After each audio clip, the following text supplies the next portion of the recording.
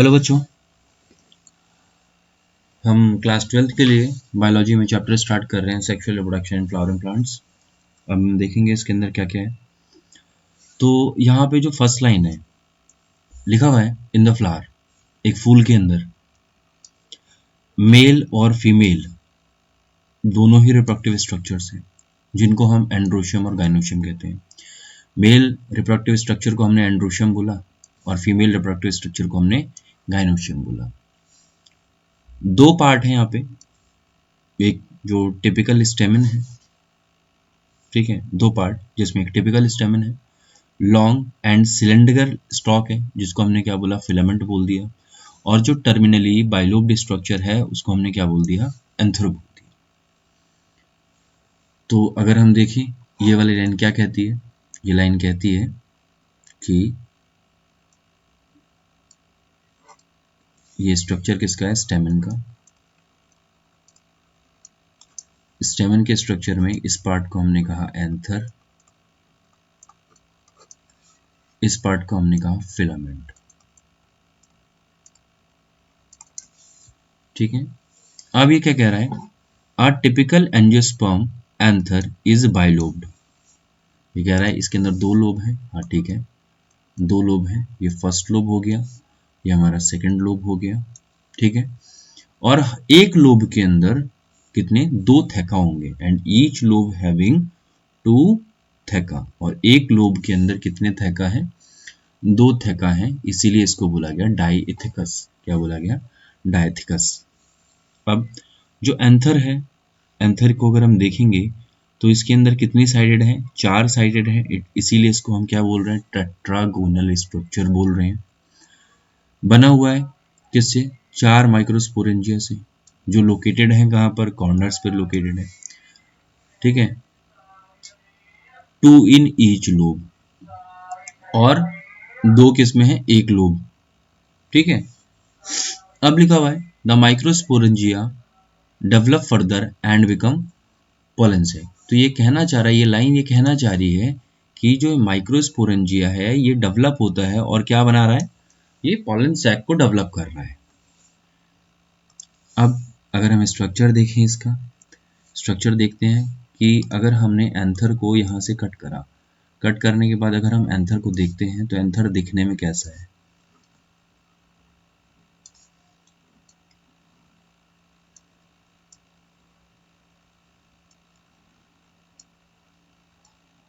कुछ ऐसा सा स्ट्रक्चर हमें देखने को मिल रहा है एंथर का, ठीक है।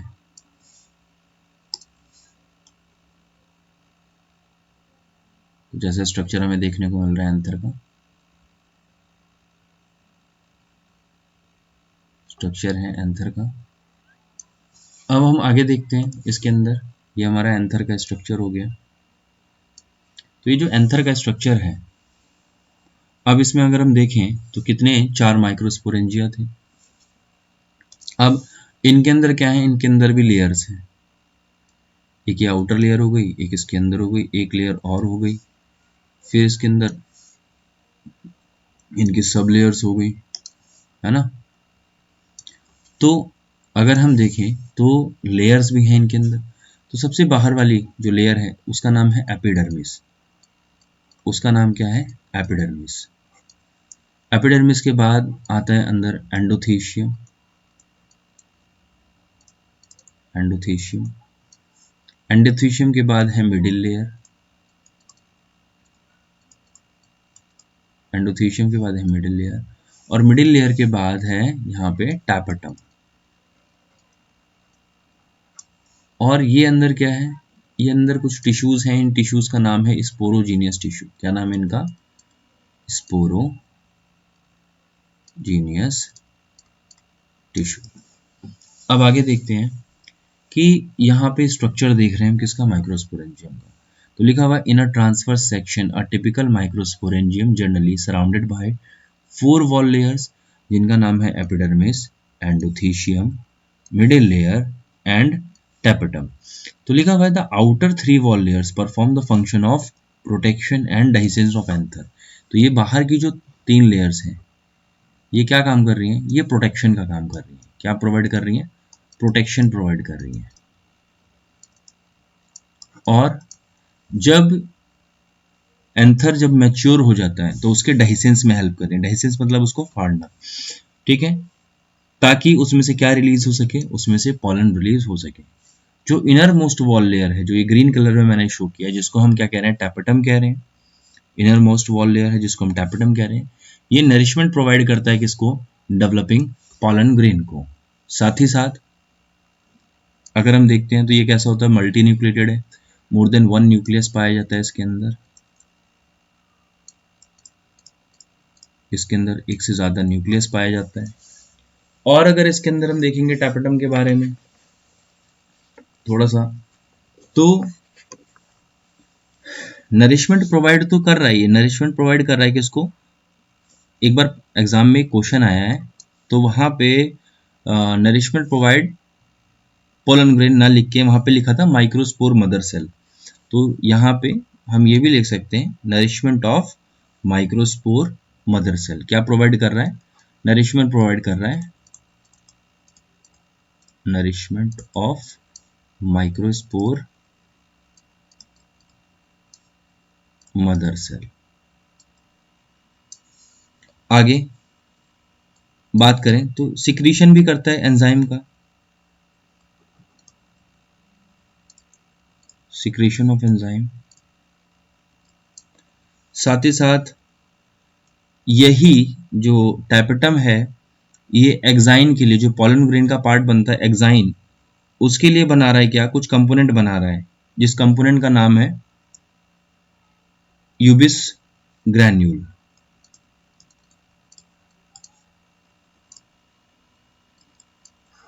ये इतना काम का नहीं है, उसके अलावा हेल्प करता है किसके अंदर, पोलन किट फॉर्मेशन में। क्या, पोलन किट के फॉर्मेशन में हेल्प करता है, ठीक है, वो भी किसमें, एंटोमोफिलस फ्लावर के अंदर। पोलन किट फॉर्मेशन लिख सकते हैं हम आगे, इन एंटोमोफिलस फ्लावर। मल्टी न्यूक्लिएटेड है ये मोर देन वन न्यूक्लियस, तो हम बोल सकते हैं क्या शो कर रहा है, शो कर रहा है पॉलीप्लॉइडी। ये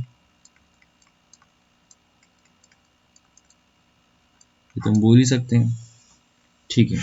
अब अगर हम देखें तो जो माइक्रोस्पोर जो यहाँ पे था, आगे देखते हैं,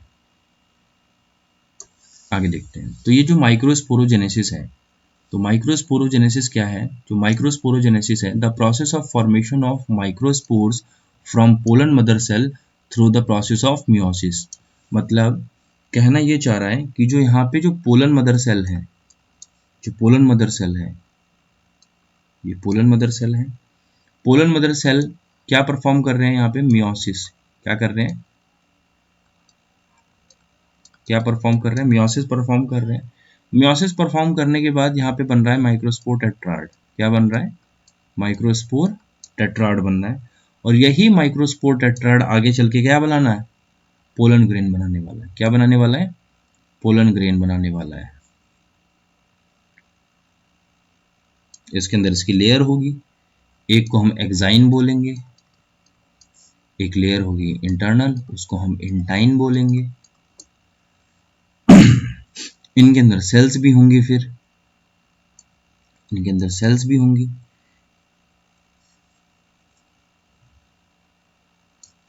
इनका भी कुछ नाम होगा, जनरेटिव, वेजिटेटिव, है ना। आगे देखते हैं क्या लिखा हुआ है, पॉलन ग्रेन।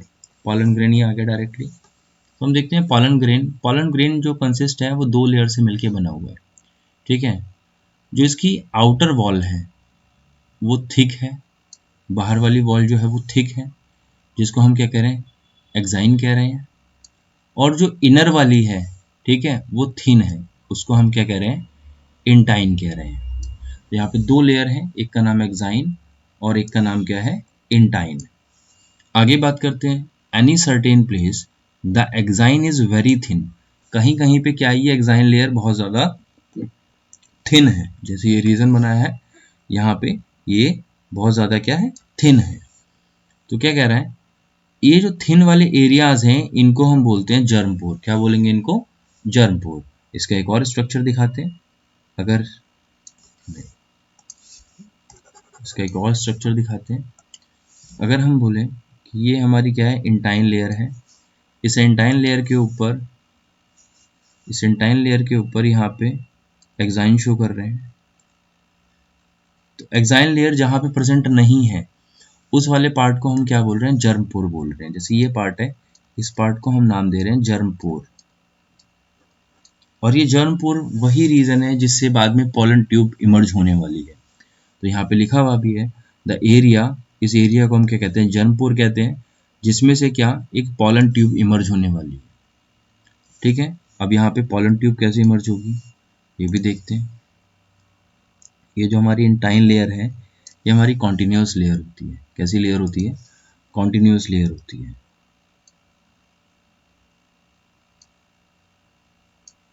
तो ये जो कॉन्टिन्यूस लेयर है, यही कॉन्टिन्यूस लेयर आगे चल के यहाँ पे ये बाहर आ जाती है इसी जर्म पोर से।